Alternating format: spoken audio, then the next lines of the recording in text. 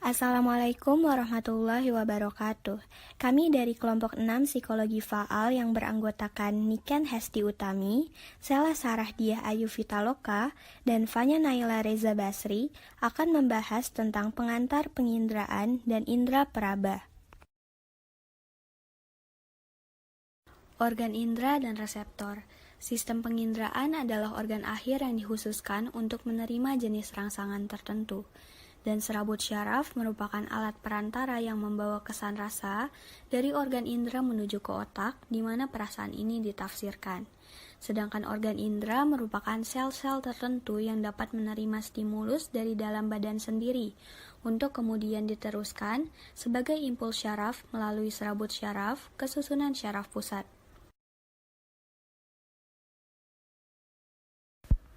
Yang pertama, organ indera penglihatan atau mata dan reseptornya. Struktur mata terdiri dari kornea, iris, pupil, lensa mata, badan vitreous, syaraf optik, fovea, dan retina. Terdapat dua macam sel reseptor pada mata, yaitu sel batang atau rod cell dan sel kerucut atau cone cell.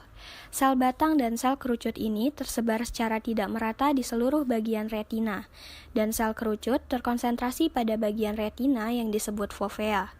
Kedua reseptor akan mengubah energi cahaya menjadi impuls syaraf. Cara kerja mata. Ketika cahaya memasuki mata, cahaya ini akan ditangkap mata menembus kornea, lalu diteruskan melalui pupil dan lensa mata, serta terutama mencapai retina, di mana energi cahaya tersebut diubah ke impuls syaraf untuk disampaikan ke otak, diterjemahkan dan terjadi persepsi penglihatan di korteks penglihatan primer atau lobus occipitalis. Kemudian organ indera pendengaran atau telinga dan reseptornya. Reseptor telinga terdiri dari sel-sel rambut dalam mokula.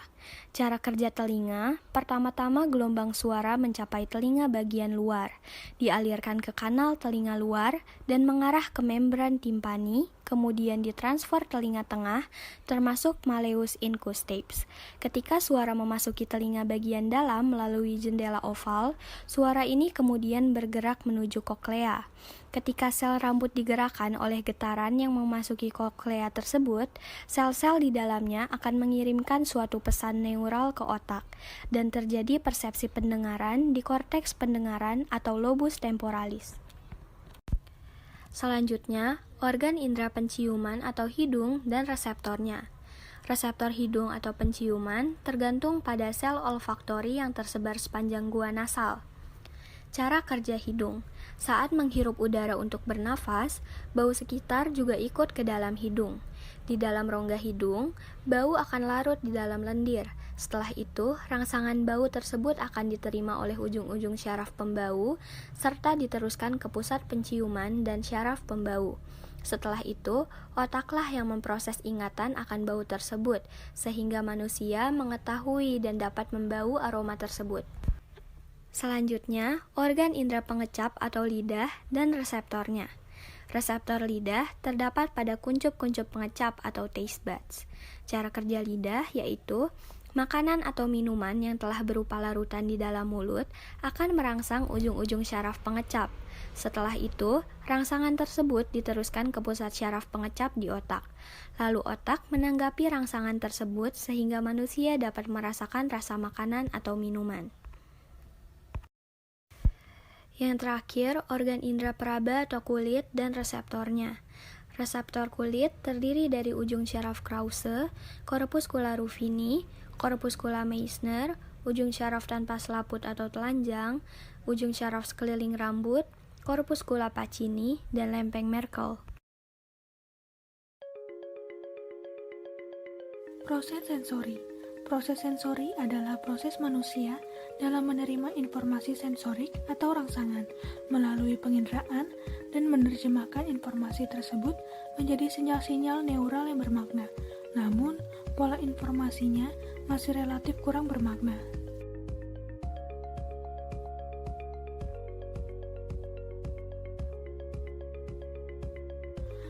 Contoh di sini, rangsangan yang kita dapat berupa air panas. Air panas ini mengenai tangan kita, dan reseptor yang ada di tangan kita menanggapi rangsangan tersebut dan mengubahnya menjadi sinyal-sinyal impuls. Sinyal-sinyal ini diteruskan ke otak, lalu otak menerjemahkan sinyal impuls tadi dan disampaikan kembali melalui saraf motorik dan diteruskan ke efektor. Barulah terjadi sebuah reaksi.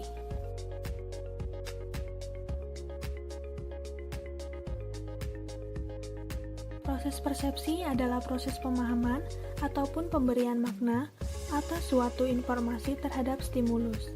Sedangkan persepsi merupakan hasil interpretasi terhadap rangsangan-rangsangan yang diterima.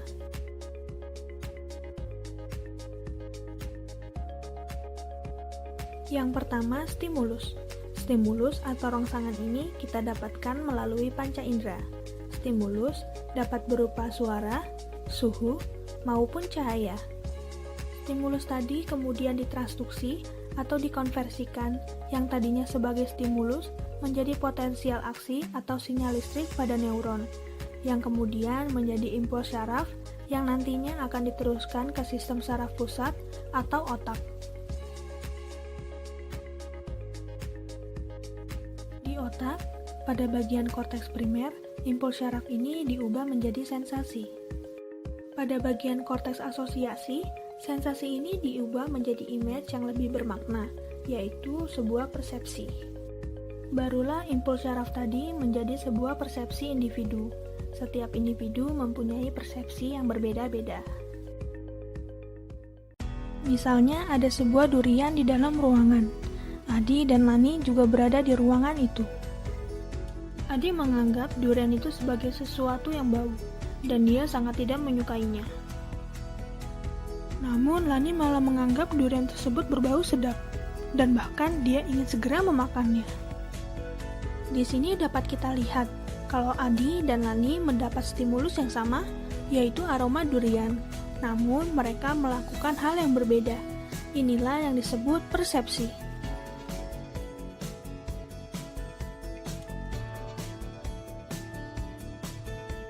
Pertama, telereseptor, yaitu stimulus yang didapat dari jarak jauh melalui mata, telinga, dan hidung. Contohnya, suara speaker sekolah yang masih dapat kamu dengar walaupun kamu di luar pagar sekolah. Yang kedua, eksteroreseptor, yaitu stimulus yang didapat dari luar tubuh melalui kulit.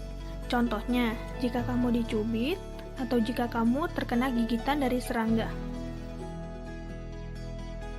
Ketiga, interoreseptor, yaitu stimulus yang didapat dari dalam tubuh. Misalnya, perut kamu yang keroncongan atau tenggorokanmu yang merasa haus. Yang keempat, proprioseptor, yaitu stimulus yang didapat dari dalam diri, yaitu dari aktivitas otot dan tendon. Materi selanjutnya itu tentang indera peraba. Hal yang akan dipelajari yaitu ada 4. Pertama, pengertian dan fisiologi kulit. Yang kedua, anatomi kulit. Ketiga, organ kulit. Dan yang keempat, reseptor kulit. Pengertian kulit. Kulit adalah organ tubuh terbesar yang permukaannya luas dan merupakan organ pembungkus seluruh tubuh bagian luar, serta berperan dalam menjaga keseimbangan antara tubuh terhadap lingkungannya. Fungsi kulit yang pertama, menutupi permukaan tubuh sehingga memungkinkan bertahan dalam kondisi lingkungan. Kedua, sebagai proteksi infeksi mikroorganisme asing dan trauma mekanik. 3, melindungi dari kehilangan cairan elektrolit. Keempat, sebagai termoregulasi. Kelima, sebagai sensasi atau peka rangsang raba, suhu, dan nyeri. Yang keenam, absorpsi radiasi sinar UV untuk sintesis vitamin D. Dan yang terakhir, ekskresi kelenjar keringat. Anatomi kulit, seperti pada gambar di samping, secara garis besar kulit tersusun atas 3 lapisan utama, yaitu epidermis, dermis, dan hipodermis. Lapisan epidermis. Dalam lapisan epidermis ini terdiri atas beberapa stratum. Yang pertama yaitu stratum corneum atau lapisan tanduk. Adalah lapisan kulit terluar yang terdiri atas beberapa sel gepeng yang mati, tidak berinti dan protoplasmanya telah berubah menjadi keratin atau zat tanduk. Lalu yang kedua itu ada stratum lucidium. Merupakan lapisan sel-sel gepeng tanpa inti dengan protoplasma yang berubah menjadi protein yang disebut eleidin. Ketiga, stratum granulosum atau lapisan keratohyalin, merupakan 2-3 lapis sel-sel gepeng dengan sitoplasma berbutir kasar dan terdapat inti di antaranya. Butir-butir kasar ini terdiri atas keratohyalin. Lapisan ini tidak terdapat pada mukosa, tapi tampak jelas pada telapak tangan dan kaki. Nah, dapat kita lihat gambar di samping ini merupakan bentuk dari stratum lucidium dan stratum granulosum. Lalu, yang keempat yaitu ada stratum spinosum atau stratum Malpighi. Biasa juga disebut dengan prickle cell layer. Terdiri atas beberapa lapis sel berbentuk poligonal yang besarnya berbeda-beda karena proses mitosis. Nah, pada stratum ini protoplasmanya jernih karena banyak mengandung glikogen. Dan di antara sel-selnya terdapat jembatan antar sel. Perlekatan antara jembatan-jembatan ini membentuk penebalan bulat kecil yang disebut nodulus bizozero. Lalu stratum yang terakhir itu stratum basal, merupakan lapisan sel berbentuk kubus yang tersusun secara vertikal.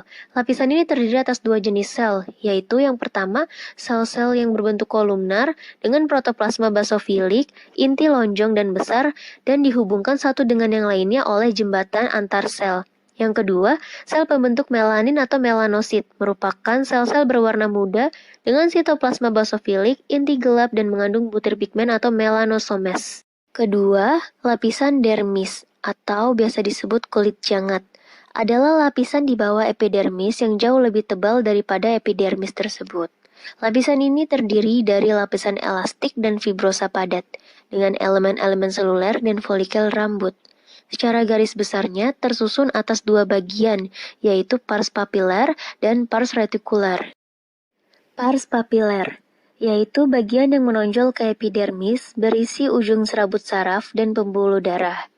Pars retikuler, yaitu bagian di bawahnya, yang menonjol ke arah subkutan. Bagian ini terdiri atas serabut-serabut penunjang, misalnya serabut kolagen, elastik, dan retikulin. Nah, serabut ini saling beranyaman, dan masing-masingnya mempunyai tugas yang berbeda. Nah, lapisan yang terakhir itu lapisan hipodermis, atau biasa disebut lapisan subkutan. Terdiri dari kumpulan sel-sel lemak dan diantaranya gerombolan ini berjalan serabut-serabut jaringan ikat dermis. Sel-sel lemak ini bentuknya bulat dengan inti terdesak ke pinggir, sehingga membentuk seperti cincin. Lapisan lemak ini disebut peniculus adiposus, yang tebalnya tidak sama pada tiap-tiap tempatnya.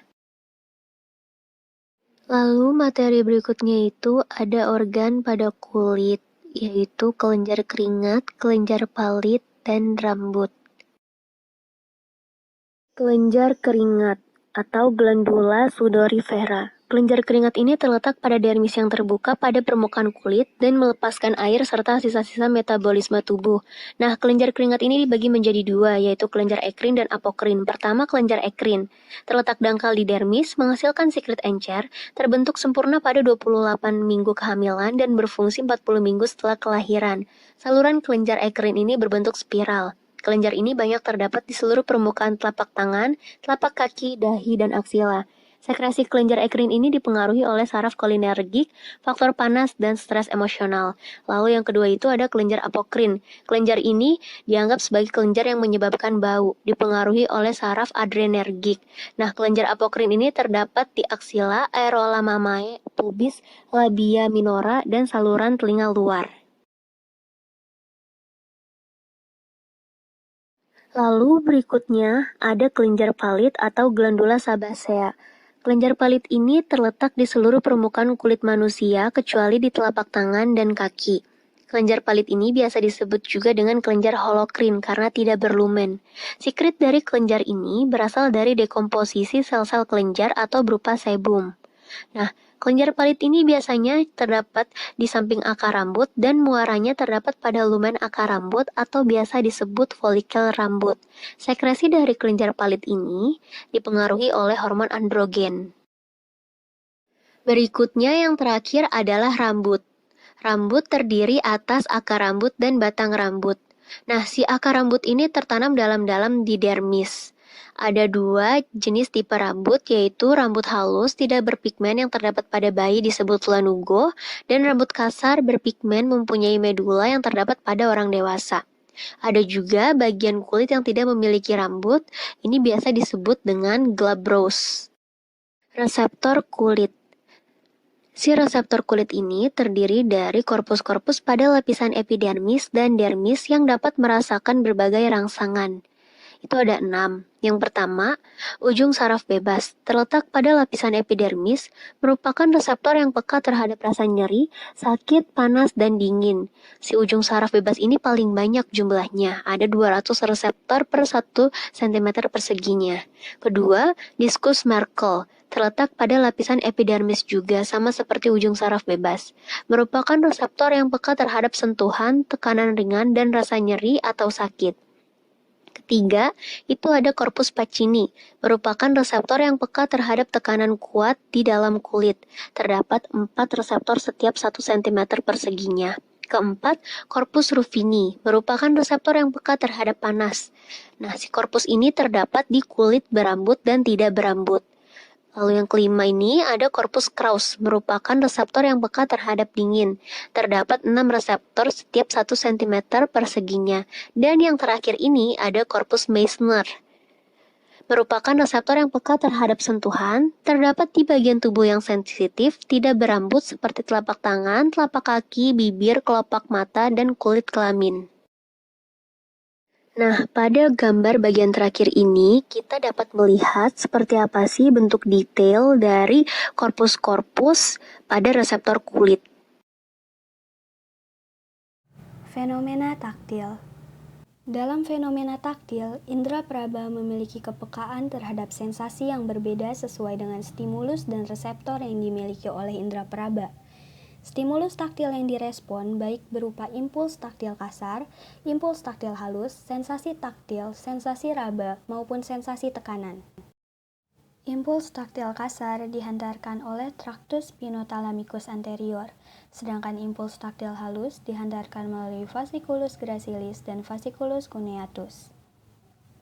Sensasi taktil, raba, tekanan, getaran, ketiganya dideteksi oleh jenis reseptor yang sama. Sensasi raba dideteksi oleh reseptor taktil di dalam kulit atau dalam jaringan bawah kulit, sedangkan sensasi tekanan terjadi karena adanya sinyal sensori yang berulang dengan cepat. Stimulus taktil adalah kepekaan kulit yang berambut terhadap stimulus besar.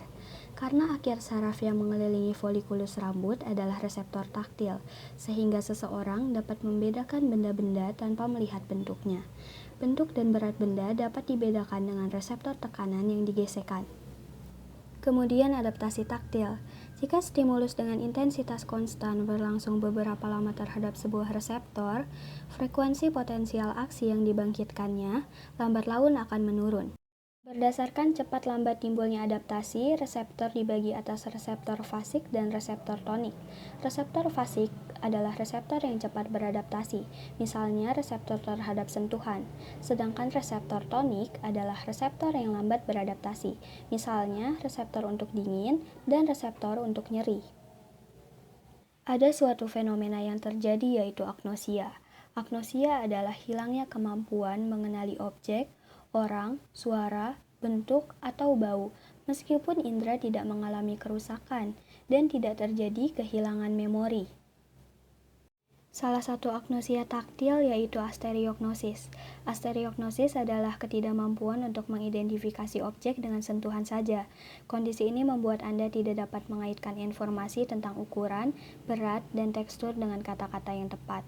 Walaupun Anda masih bisa memberi nama objek dengan penglihatan, juga dapat menggambar objek serta meraihnya. Lalu paradoks rasa sakit. Lobus prefrontal adalah bagian pengontrol sebab emosional yang berkaitan dengan rasa sakit. Tetapi nilai rasa sakit itu berbeda-beda di tiap orangnya. Mekanisme pengontrol rasa sakit. Di sekitar cerebral aqueduct terdapat bagian berwarna abu-abu atau gray matter yang memiliki efek analgesik atau pengurang rasa sakit, tepatnya di bagian periaqueductal gray matter atau PAG. Stimulasi terhadap PAG dapat mengurangi rasa sensitivitas terhadap rasa sakit, tanpa mengurangi sensitivitas sensasi somatik yang lain. Lalu ada fenomena phantom limb, yaitu rasa sakit yang terasa seperti berasal dari bagian tubuh yang sudah tidak ada lagi. Dokter pernah percaya bahwa fenomena pasca amputasi ini adalah masalah psikologis, tetapi para ahli sekarang mengakui bahwa sensasi yang nyata ini berasal dari sumsum tulang belakang dan otak. Cara mengatasi rasa sakit phantom limb adalah pemberian obat-obatan, terapi cermin, fisioterapi, terapi stimulasi syaraf, dan psikoterapi.